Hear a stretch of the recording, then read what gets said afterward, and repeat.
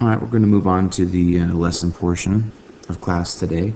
We're going to talk about compound events, and those are defined as the union or intersection of two events. Let's talk about what that means. This is probably easiest to do by visualizing an event diagram. If we're talking about an event A and an event B, the intersection of those two sets of events would be this area in the middle here, the things that are both in A and in B. We use this symbol, the upside down U, to denote intersection. A union is all of the possible outcomes in A and all of the possible outcomes in B combined, and we use a symbol of a regular U there to mean A union B. So whenever you see the symbol A upside down U B, that means A and B, or the intersection of A and B. And if you see A regular U then B, that means A or B, or the union of A and B. Based on what I've just said, I'll let you define 19 and 20.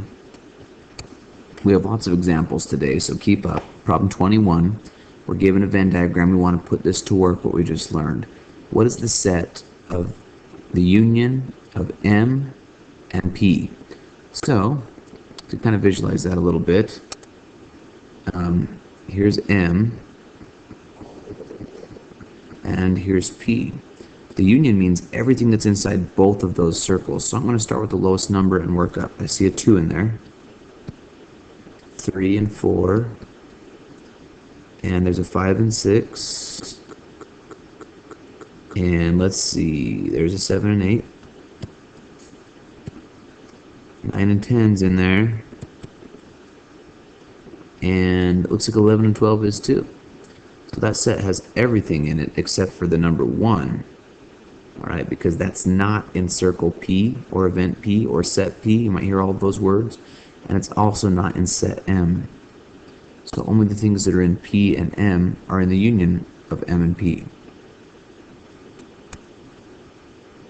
Alright, another example, problem 22. We're given two sets, G and H.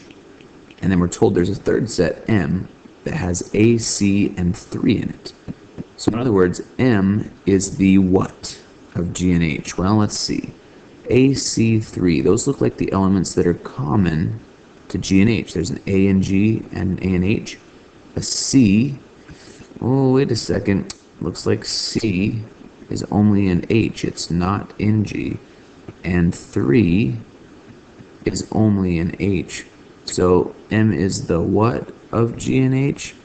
Unfortunately, it's really nothing. So this is a bit of a trick question. So let's instead write what the intersection would be for G and H. So G intersection H would be this set. Okay, what do these things have in common? A and A, I see that. B, no B over there. D, no D over there. 2, 4, 7. Oh, there is a 7 in both of these. So A and 7. That would be the intersection of G and H. Alright, that brings us to the biggest part of our lesson today, which is using the addition rule of probability to find the probability of a union occurring. So we have a formula here. If I want to find the probability of event A or event B happening, then I take the probability of A alone, I add it to the probability of B alone, but then I subtract away the probability of A and B happening. Using our symbols that we just learned earlier, this says the same exact thing. Probability of A or B is equal to the probability of A plus the probability of B minus the probability of A and B. So let's take a look at a few examples. A card is randomly selected from a standard deck of 52 cards. What's the probability that it's a heart or a face card? Well, let's start with the Venn diagram. What are all the hearts that we could get? That's what we'll put here. H for hearts.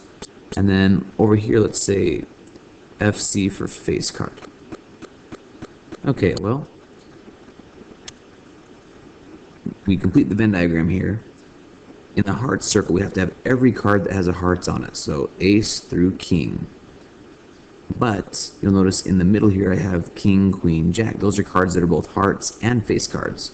And then over here I have all the face cards that would be spades, clubs, and diamonds. They don't go in the middle because they're not hearts. So I go to my equation. If I want to find the probability of picking a card that's a heart or a face card, well, the probability of getting a heart, there's 13 total cards that have a heart out of 52. And the probability to get a face card, well, 3, 6, 9, 12 out of 52. I'm going to subtract away any common outcomes, or in other words, the intersection of these two events. 1, 2, 3 intersections. Remember that when you add or subtract fractions, the denominator has to be common and it just stays the same. So you get 22 divided by 52, which reduces to 11 over 26. That's the probability of getting a heart or a face card. I have a problem that's actually a bit simpler here. We're asked to find the probability of rolling a die or 2 dice and figuring out how many ways we can get even or a number that's divisible by 3. Now we actually want to just do this with a single die for now. That's a bit of a typo there. So this should read 1 6-sided die is rolled. So I filled out the Venn diagram for that. 2, 4 would go here, and 6 here, because those are all even numbers, but only 6 is even and divisible by 3. And 3 is divisible by 3, but it's not even, so it can't go in the middle. You may have noticed that for a Venn diagram, this gives you the same thing as just counting up 1, 2, 3, 4 possibilities and dividing by a total of 6 possibilities that we know we can get when we roll a standard die. Alright, for a few of these examples, problem 25, we're given the probability of event A, event B, and then event A and B. So we use our formula.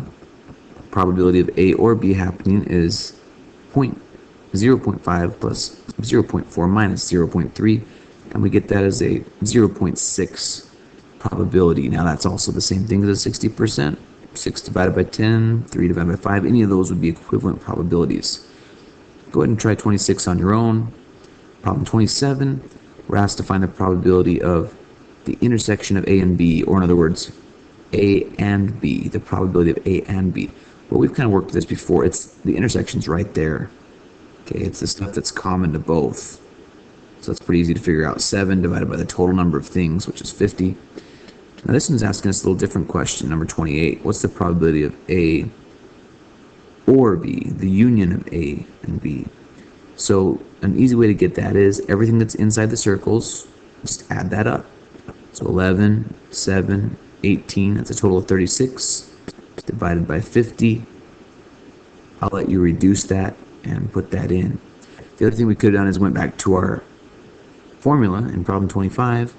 We could have said, okay, probability of A, 18 over 50, divided by plus the probability of B, that would have been 25 over 50, and then subtract away the probability of A and B, which is 7 over 50, and that would give us the exact same solution. Problem 28, we're asked to find the probability of strawberry or chocolate from this two-way table. Well, the probability of strawberry is here, 44 divided by 100. The probability of chocolate, well, there are 50 things with chocolate in it, divided by a total of 100 things. And then the probability of strawberry and chocolate, that's right here, 18. So we put that into our formula, simplify, 33 out of 50 is our probability. Try the same thing to get the probability of banana or vanilla using that same exact Venn diagram. A two-way table. We're going to use the same formula used here, but of course instead of saying strawberry and chocolate, you're going to be looking for the probabilities of vanilla and banana. Alright, so we're going to look at a special case. These are called mutually exclusive events. What if there is no intersection between two events, meaning there's no shared or common outcomes? So events that have no common outcomes or intersection are called mutually exclusive. For these events, the probability of A and B occurring, or in other words, the intersection, is 0. There's nothing there. There's no intersection. So let's say a card's randomly selected from a standard deck of 52 cards, What's the probability that's an ace or a face card? All right, well, all the aces over here. We got ace of hearts, ace of diamonds, that's a triangle, but just deal with it. Ace of clovers, and then ace of spades. Spades, come on, spade. There we go.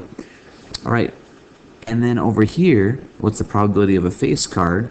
Well, we already listed those before. I mean, you have king, queen, jack of all the different suits. So hearts, diamonds, clovers, and spades. Notice none of those outcomes are common. You won't find a single card in this event that's common to the event of getting an ace. Or in other words, this intersection right here is completely empty. We could have drawn these two circles completely apart. They don't even cross each other. All right? So when you get a problem like that, you still use the same formula. You just say, well, what's the probability of getting an ace? There's 4 aces out of 52 cards. How many face cards? Well, we previously determined there's 12 of those. When we go to subtract the probability of ace and getting a face card, well, there's nothing there. There's 0 possibilities. So that doesn't even really affect the problem. It's just 4 plus 12, which is 16, divided by 52. I'll let you reduce that. You'll need to put that solution right here. All right, let's take a look at a few examples here in this section. Problem 33, we're given several probabilities. The probability of event A happening, B happening, and then we're given the probability of A or B happening. Well, we need to write out our whole formula and then substitute what we know. P of A or B goes right here on the left side of the equation. Probability of A goes here. Probability of B goes here, and then minus the probability of A and B. Now, I want to solve for this, because if this is equal to 0, I know the two events are mutually exclusive. That means there's no intersection. So as I solve this equation, sure enough, this is 0.32. When I subtract that from both sides, I get that the probability of A and B is 0, which implies that this is mutually exclusive. Do the same thing for problem 34. Problem 35, I look at the probabilities of getting a 3 and getting a face card. Okay, so 4 out of 52 for a 3, 12 out of 52 for any face card. Well, the probability of the intersection of 3 and face card is 0. There's no card in the deck that has both a 3 on it and has a face, like a jack, queen, or king. So I know these are mutually exclusive. You just need to go back up to your formula now and plug these values in to get your solution. Problem 36 is the same thing, but notice this time there is an intersection. There is a card in the deck that is both a queen and a heart. So we're going to have to subtract that away using your addition rule formula. For 37 and 38, you're on your own there. Give me 2 examples of pairs of events that are mutually exclusive. And then for 38, give 2 examples of pairs of events that are not mutually exclusive, or in other words, they don't have common outcomes.